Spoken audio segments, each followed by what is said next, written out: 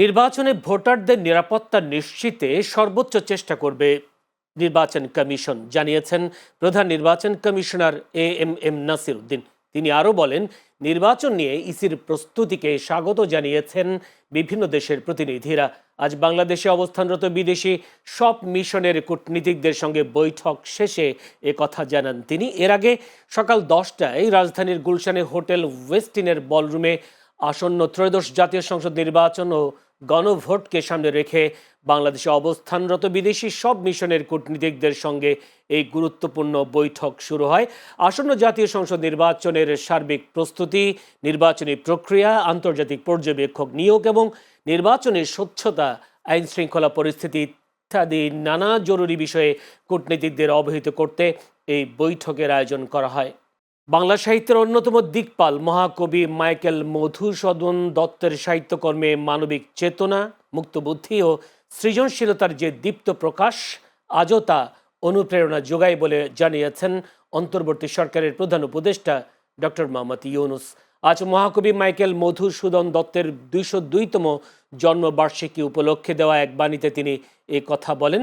প্রধান উপদেষ্টা বলেন, বাংলা সাহিত্যের ইতিহাসে মহাকবি মাইকেল মধুসূদন দত্ত এক উজ্জ্বল নাম। তার সাহিত্যকর্ম ও সৃজনশীলতা বাংলা ভাষা ও সাহিত্যকে আধুনিকতার নতুন দিশা দেখিয়েছে। এছাড়া আজ যশোর জেলার কেশবপুর উপজেলার সাগরদাড়ি গ্রামে নানা আয়োজনে মধুসূদনের জন্মোৎসব পালিত হচ্ছে। বাংলাদেশ জামায়াতে ইসলামীর আমির ডাক্তার শফিকুর রহমানের সঙ্গে তার বসুন্ধরার কার্যালয়ে সৌজন্য সাক্ষাৎ করেন বাংলাদেশে নিযুক্ত British high commissioner Sara Cook. আজ সকাল 9টায় এই সাক্ষাৎ অনুষ্ঠিত হয়।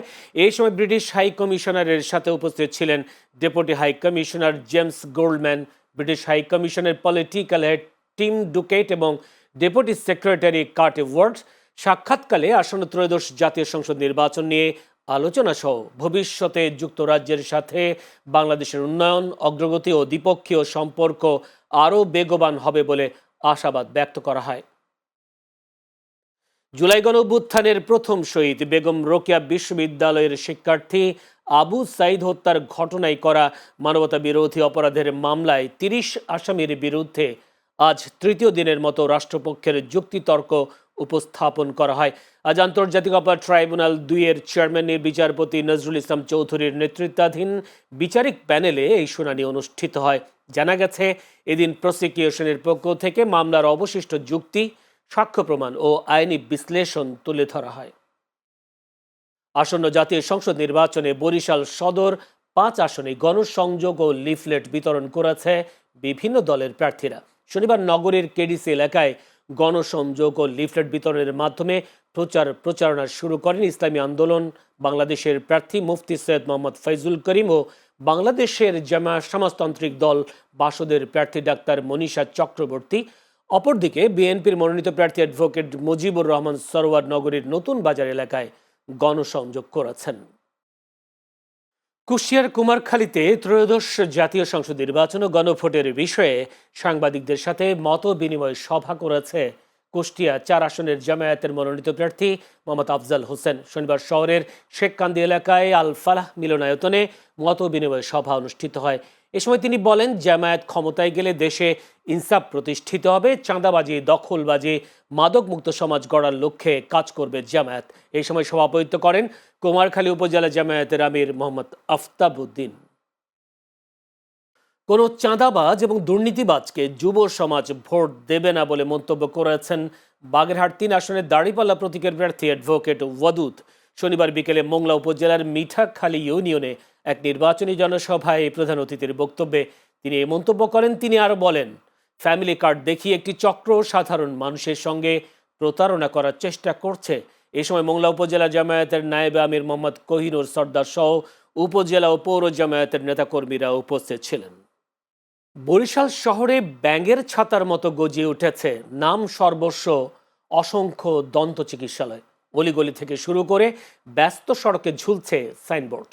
কোনো প্রকার স্বীকৃত ডিগ্রি বা বৈধ লাইসেন্স ছাড়াই বেশিরভাগ চেম্বারে চিকিৎসার নামে চলছে প্রতারণা। ফলে একদিকে যেমন আর্থিক ক্ষতির সম্মুখীন হচ্ছেন সাধারণ রোগীরা, অন্যদিকে অপচিকিৎসার শিকার হয়ে পড়ছেন স্বাস্থ্য ঝুঁকিতে।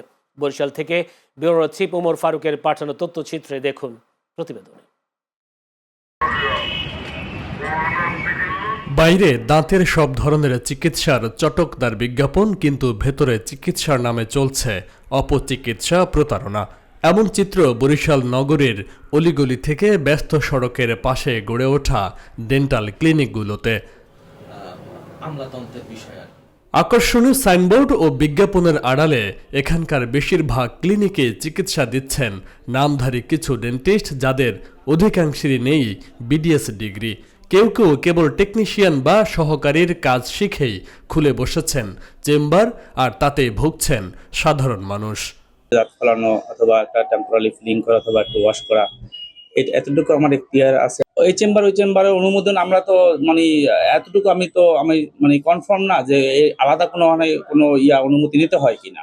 আমাদের যারা স্যার আছে, বিডিএস স্যাররা আছে, আমরা ডিপ্লোমা ডেন্টিস্ট, অনেকগুলা ইনস্টিটিউট আছে যেখান থেকে আগে ছিল 3 বছর, এখন 4 বছরের একটা কোর্স সম্পূর্ণ হয়েছে, 4 বছর রানিং চলতেছে আর কি। আমরা প্র্যাকটিস লাইভ করি, আমরা বিভিন্ন চেম্বারে বসি আর কি। বাংলাদেশ মেডিকেল ও ডেন্টাল কাউন্সিলের আইন অনুযায়ী দাঁতের চিকিৎসা করতে পারবেন কেবল বিডিএস ডিগ্রিধারীরাই, অথচ আইনকে বৃদ্ধাঙ্গুলে দেখিয়ে চলছে বরিশালের বেশিরভাগ দন্ত চিকিৎসা কেন্দ্র। অভিযোগ রয়েছে অপচিকিৎসার কারণে সংক্রমণ, এমনকি স্থায়ী ক্ষতির শিকারও হচ্ছেন অনেকে। খুব মনকারী অলিগলিতে এই চেম্বারটা খুলে বসতেছে, এটা তোমার স্বাভাবিক। মনকারী যদি পদক্ষেপ না নেয় তাহলে তো সমস্যা পরবর্তীতে। এইটার প্রতি পদক্ষেপ নেয় প্রশাসন, তাহলে আমাদের জন্য অনেক উপকার হবে।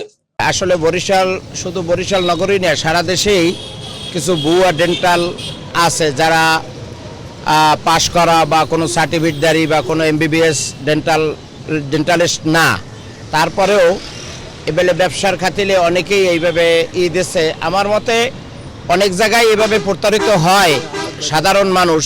প্রশাসনের নাকের ডগায় দিনের পর দিন চলছে এমন অব্যবস্থাপনা, কিন্তু নেওয়া হচ্ছে না কোনো ব্যবস্থা। নিবন্ধিত ডেন্টাল সার্জনদের দাবি, কিছু ডিপ্লোমাধারী ও ডেন্টাল টেকনোলজিস্ট নিজেদের চিকিৎসক পরিচয় দিয়ে প্রতারণা করছেন সাধারণ মানুষের সঙ্গে। ডিপ্লোমা চিকিৎসক তারা তৈরি হয়েছে অ্যাসিস্ট্যান্ট করার জন্য, আমাদের অ্যাসিস্ট্যান্সি করার জন্য, আমাদের যে কোনো কাজ স্টেরাইল করা, অটোক্লেভিং করা, এক্ষেত্রে এই প্রোটোকলটা তাদেরকে মেনে নিয়ে কিন্তু তারা ওই পড়াশোনার ভিতরে ঢোকে। আপনি প্রত্যেকটা মোড়ে দেখবেন যে ব্যাঙের ছাতার মতো হাতুড়ি ডাক্তার গর্জিয়ে উঠেছে। এরা সোজা কথায় পেশেন্টের সাথে প্রতারণা করে। এরা কিছু টাকার জন্য তাদের ডেইলি একটা ইনকাম হলেই তাদের চলে, এরকম একটা অবস্থা। তবে চিকিৎসার নামে প্রতারণায় জড়িতদের বিরুদ্ধে ব্যবস্থা নেওয়ার আশ্বাস দিলেন জেলা সিভিল সার্জন। একজন ডাক্তার, আপনার এমবিবিএস পাস হতে হবে, আপনার বিএমডিসি রেজিস্ট্রেশন থাকতে হবে, ডেন্টালের ক্ষেত্রে আপনার বিএমডিসি রেজিস্ট্রেশন থাকতে হবে। এর বাইরে আপনি কোনো কাজই করতে পারবেন না। একমাত্র বাংলাদেশ মেডিকেল ডেন্টাল কাউন্সিল নিবন্ধিত ডাক্তার ছাড়া অন্য কেউ কোনো চেম্বারে কোনো প্র্যাকটিস করার কোনো সুযোগ নেই। বিশেষজ্ঞদের মতে অবৈধভাবে দাঁতের চিকিৎসা শুধু আইনের লঙ্ঘন নয়, বরং এটি সরাসরি মানুষের জীবনের সঙ্গেও প্রতারণা।